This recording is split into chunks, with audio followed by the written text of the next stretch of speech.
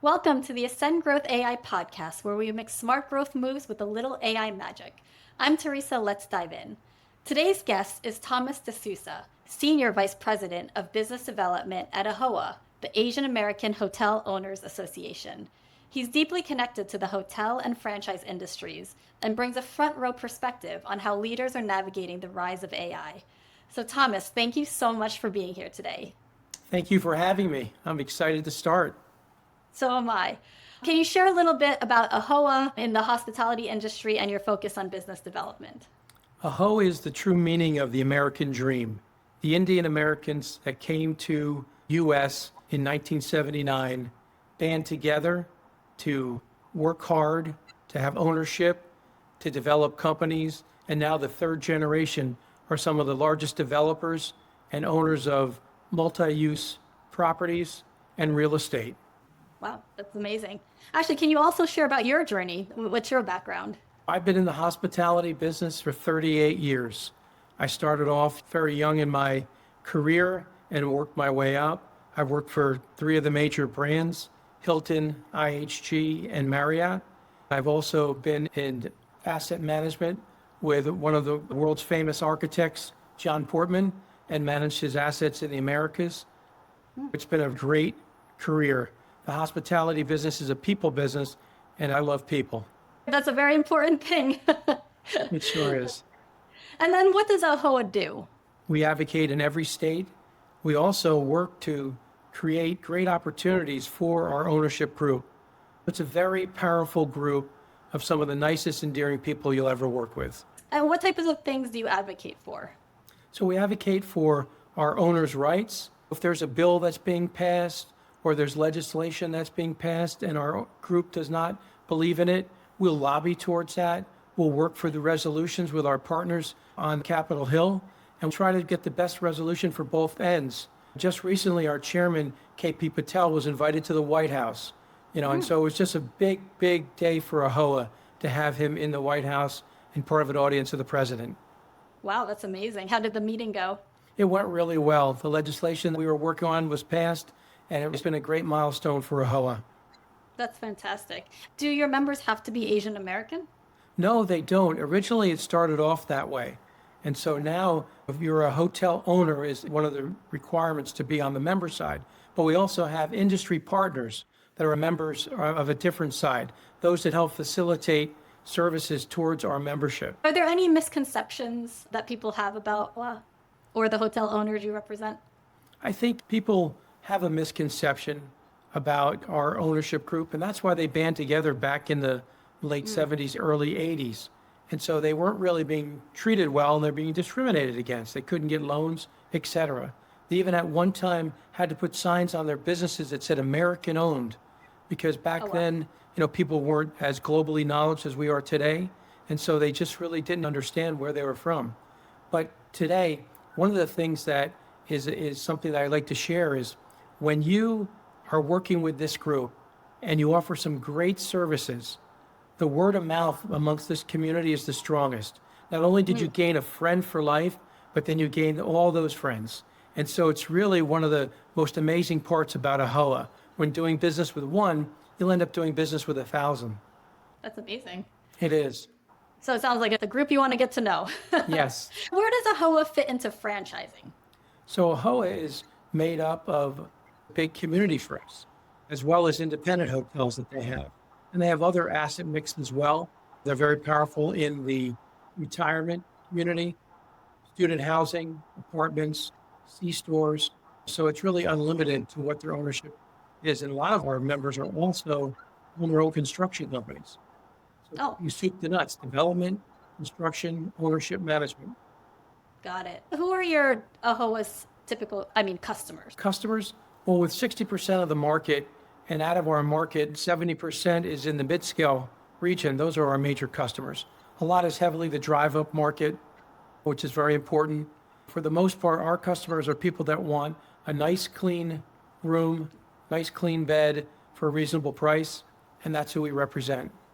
And when you say drive-up market, what do you mean? A lot of our owners with the limited service and mid-scale hotels, the drive-up market is people that actually get in a car and travel, not just for vacation, but salesmen, people that are working on team management or projects and such like that. Okay, got it. How have any external factor disrupted anything AAHOA is doing, like inflation and taxes? There's so much going on. Has it interrupted anything? Yeah, so with the basis points going up and down, we haven't been able to see our members pencil new deals because it just financially doesn't work out. So what we've done is we've looked at issues that are most important and what you would call roadblocks to our ownership groups. And one of them is the financing. So our answer to that is we have something called AAHOA financing. So we have a team that's put together, and that team is able to help source loans towards our membership that helps them get those deals across the finish line. Another big obstacle or opportunity in our members' minds is insurance. The price of insurance, it's just gone up and up and up at all aspects of it. So we have another arm, AAHOA Insurance. And then, of course, the cost of goods. With anything from a tariff to a problem with our oil and gas being shut down and prices going up, we have something called the AAHOA Marketplace, which is another phenomenal thing that we operate for our ownership. It gives them what we feel are some of the best deals possible to our ownership groups. It gives them an edge against their competition so they can secure some of the best products and give the best pricing back to the customers. Right, right. So, I mean, there's a lot, that sounds like a lot of benefits. How do people sign up for AAHOA? Or how do people sign up? So as a member, it's a very minimal membership fee, $199, and you own a hotel. As soon as you sign up, you'll be onboarded. With the onboarding, our industry partners have these deals that we have out there. We go and explain that. We set them up on it. I mean, as simple as one of our larger partners is Chase with the lending arm, as well as helping with paying bills, credit card fees, processing credit cards. And then another great example is a deal we have with Lowe's. So our Lowe's Pro accounts with AAHOA and the discount that they get when they're doing renovations or just doing repairs or just making purchases.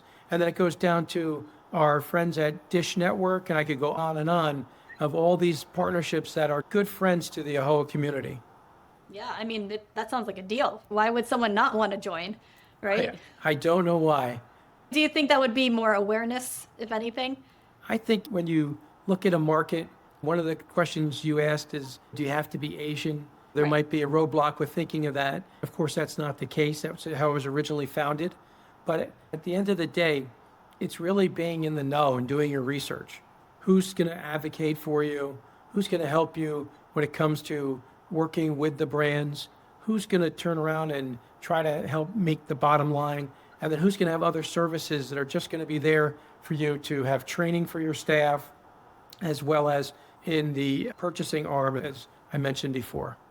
How about AI? How is AI impacting? AI is interesting. It's something that I think for the future, it's great because AI can help us with trends. The first thing that comes to mind with AI in the hospitality is let's use AI to answer all of our complaints. Don't advocate for that. We advocate that management gets involved and has understanding and tries to get back to people with a customized response and all that. But there's one example that AI could really help out as it relates to shortage in labor. On top of that, AI can be used to help with forecasting different areas and times of the year and market trends, have information that you might not even know that could help you predict your occupancy in a market and assist you with your average daily rate, your ADR. And those two things, occupancy and ADR, create something called RevPAR, revenue per available room. And that's what everyone's judged on when you compete against your market. AI can really help with that, as well as AI can look at certain trends too by plugging in different types of demographics that stay with us, groups of multiples, singles, how we clean rooms for efficiencies. And then AI can also be used to look at trends on food we serve, as well as drinks we pour, hours we employ people. It's really endless what AI can do for us. It really is. Are your members using everything that you mentioned? Are they using that right now? Well, out of the 20,000 members, we usually get anywhere from 9 to 11,000, and we've had others that peaked higher than that. So we really don't know with Philadelphia, being that this is such an exciting time for the nation and one of the greatest places to be during that time, we really blow the doors off this year. Yeah, it sounds like it's going to be a fun event. It always is. Is there anywhere you wish you were using AI more? I wish I was using AI more to balance my checkbook, to be honest with you. But I think when I mentioned to you about AI, the forecasting is a really big part. Demand indicators change all the time with data from airline and weather and holiday trends. You could look at economic spend, all the things that we might not look at as you're a hotel manager trying to figure out how many rooms you're going to do next week. And AI takes that all into place, and so it would help us get a tighter forecast. When I think about it and I look at all these different trends, the most important thing for me when it comes to hospitality is the labor shortage. There's definitely a labor shortage of these jobs. Cleaning a hotel room is one of the most difficult and tiring jobs to do. I've done it just a few times, and it's really difficult. When you can save on that labor, you can eliminate overtime. It's something that's really big for a small owner-operator. And so Yeah. AI, if they can help with that for efficiencies, I think that would be wonderful. Yeah, I'm sure there are solutions out there. So, from a AAHOA overall perspective, what are the metrics that you look at on a weekly or monthly basis? So we look at, of course, our membership, and we actually survey our membership to see what needs they have, what opportunities we can present, how we can, address that through studies and research. So that's one of the metrics. We also have a metrics of our partners, our partner success program. So we have these industry partners. We want to make sure that they are getting the most out of our membership. And so it's a marriage between the two. One thing about a partnership, when one side does a little better than the other side, it's really not a partnership. So we try to make that so balanced that 100% of our members are getting what they need, and our industry partners are also reaping the benefits of our membership. I can imagine that's really tough with 20,000 members. How do you do that balance? Well, it's all through great communications. Our Marcom and marketing team, they're always out there. We have our own publication. And so there's quite a few things that go out on a weekly, bi-weekly, and monthly basis. And so that's just keeping our members abreast of what's going on in the industry, as well as what's going on with our industry partners. What's working well for AAHOA, and what are you most proud of? I'm really most proud of when I think about this 20,000 members, the team at AAHOA. Our team is small but mighty. You would think we'd have hundreds of people to service those 20,000, and we have a little less than 50 people that work there. Yeah. Wow. And so when you say wow, it's a wow factor, and they are. They're all dedicated people that are definitely understand what our hotelier is going through. They're a great and mighty team, and I'm proud of working with such a robust and dynamic team. And they're able to wear so many multiple hats. So no one day at AAHOA is the same. I tell people that all the time. Yes. Is your team of 50? I'm assuming they all came from the hospitality business. Have they owned No. hotels at one point? No, actually, our leadership, our CEO and president is a lawyer, and she actually did franchise law. She leads the team and had worked with franchise laws. On our team, we have people that have backgrounds in marketing, people that have backgrounds in trade shows, because at the end of the day, one of the things that AAHOA offers the membership is many opportunities to get in front of our industry partners. I mentioned you our big AAHOACon trade show that's annual, but we do hotel owners conferences, 23 of them throughout the year. That's like one every 2 months, Yes, right? and it's a great opportunity at a more intimate level to have both sides meet. We also have our town hall meetings. We then have something called Her Ownership, advocate for our female hotel owners and women in the hotel industry. We also work with our HYPE, our young professionals group, and try to promote our young professionals in the industry so they don't get frustrated and look for a different industry. We want to keep that great talent. So we have so many things going on, with AAHOA as it relates to how we communicate and how we interact. And that's how we can spread that 20,000 membership across the United States. Yeah, no, that's really impressive. I'm just amazed with 50 people trying to work with 20,000. Great job. What has been frustrating for AAHOA? I think what's frustrating for AAHOA is that we have opportunities to work across the United States, and no legislation in one state is the same. It's a lot of different regulation and legislation. If you look at one given state and the legislature there wants to quadruple the salary of our team members for our ownership groups, it would put them out of business. It's very difficult. And so we advocate and work on their behalf and try to get to where both parties are happy with a good, solid solution and a long-term solution. Does the legislation change very often? And how do you find out about it? We find out because we have a whole government affairs group that works for AAHOA. I mentioned we have an office in DC, and then in our office, we have another mighty team of 4 that handle the whole United States. And so they're constantly on calls, they're constantly reading through the dockets of the different states. We look to see where our membership has the highest amount of hotels, and that's where we concentrate.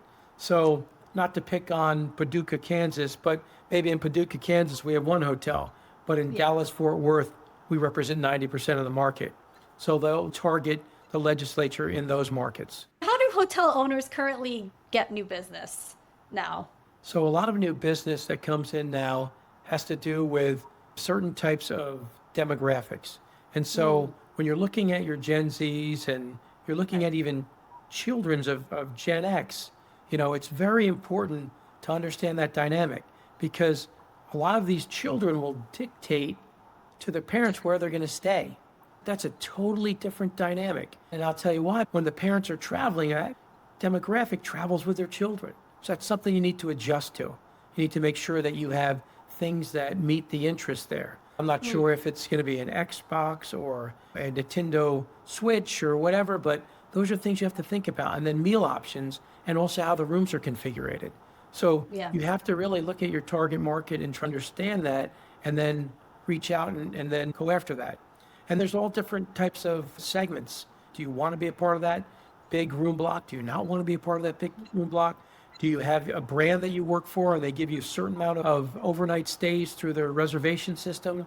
And do you want to take more of that business? It's a higher rate. And that's where we talked about AI that helps us with that. But to say, how do you get that business? Through a good, strong, homegrown sales approach, as well as utilizing brand opportunities, and then knowing your customers and try to target market. That's very interesting. Are people traveling less nowadays though? Has that impacted your hotel owners? Right now, I think in the hospitality world, it's not that people are traveling less, it's not that they're traveling more. So every year you're looking at an increase in costs, so you need an increase in travel. If you don't have the increase in travel, which is the occupancy, you need to adjust your average daily rate. By doing that, you'll be able to pay the increases in your expenses. But in order to do that, you have to have a service and a product that warrants that. You can't just wake up one day and say, hey, I've been charging $150 and I need to increase it. I'm going to charge $300. It doesn't work that way. There has to be a value proposition. Our owners have spent a lot of time maintaining and keeping up with their properties, making sure that their brand standards are met, and then trying to offer some of the greatest and personal service they can for our customers. Where do you want AAHOA to 12 months from now? 6 to 12 months from now, I want AAHOA to have over 20,000 members. That's great. And how do you currently find new members? A lot of times our new members find us. They hear so many good things. It's a tight community. A lot of our new members are 2nd and 3rd generation. It's such a great opportunity for people to join. And I want to be a part of this. This is somebody who would advocate for me and help me. And I think this would be a great return on my investment. The way you described it earlier, I can't see why people wouldn't want to join. I can't either. What is a piece of advice that you would give hotels or franchise leaders who's looking to grow? Well, the biggest thing I would give as advice to a franchise leader or someone that wants to grow their portfolio is to know what they can do best and to excel on that. So a lot of times people come in and they are one of the largest owners of mid-scale properties, and they just want to have a full-service hotel. The dynamics between the two are so different that you could take one of the best owners of 100 great mid-scale properties, and that one full-scale hotel and the dynamic of it could bring that company to its knees.